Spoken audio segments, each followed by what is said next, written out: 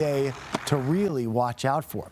Let's get things over to first story meteorologist Dave Aguilera. Dave, we're talking snow, we're talking wind, we got a lot going on. Oh man, you're not kidding. Wind, the snow, and of course that Arctic surge that will roll in this weekend as well. And in some mountain locations by the end of the weekend, we could be talking maybe 2-3 feet of snow in some of the northern mountains. So the avalanche danger will be going up for sure. 35 degrees downtown right now. The wind has died down just a little bit, but what a windy day we had. If we didn't have the wind, it would have been a really nice day today. We made it to 39 for the high. So here we go at 6 o'clock in the morning. The wind was already ramping up in many locations, like 33-mile-per-hour gusts up in Fort Collins.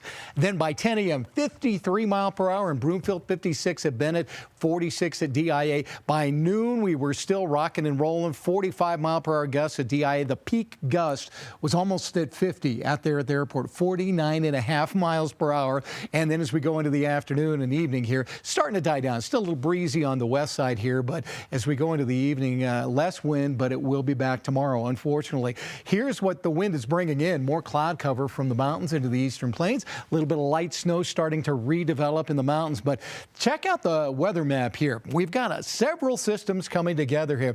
The first one is this cold front that's going through Nevada and Utah. That's going to bring snow into the mountains tonight, and this is the leading edge of cold Arctic air that's dropping out of Canada on top of that. And then, if that's not enough, strong jet stream whipping right across Colorado, and that's what helped to enhance our wind that we had around here today. Check out the weather map. Up in Saskatoon, they are 11 below zero right now. It's 1 in Glendive here in Montana, and this whole big mass is starting to ooze down into the northern part of the country. Up in Yellowknife, 38 below zero. Now, we're not going to get quite that cold, but we're going to get on the fringes of this.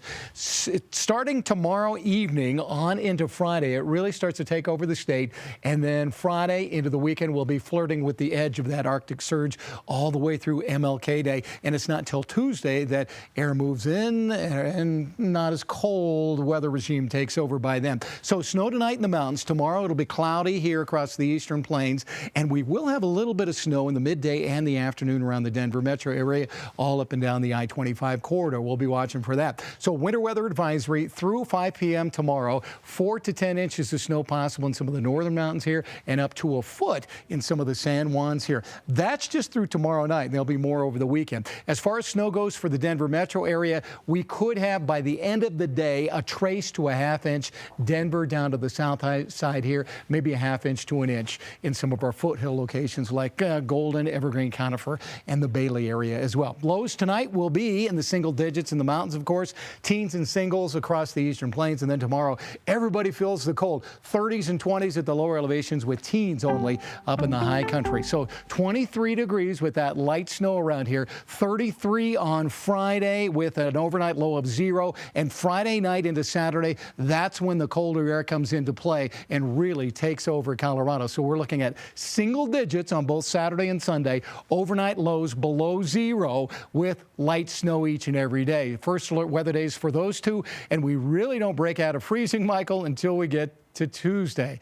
Get ready. The cold is coming. Yeah, make sure you bundle up and stay safe, Dave. Thank you. Let's get things over to Romy Bean talking sports. And Romy, today was one of those days where it was just crazy news story after crazy news story. You know, woke up, thought it'd be just a mild Wednesday. No, crazy day.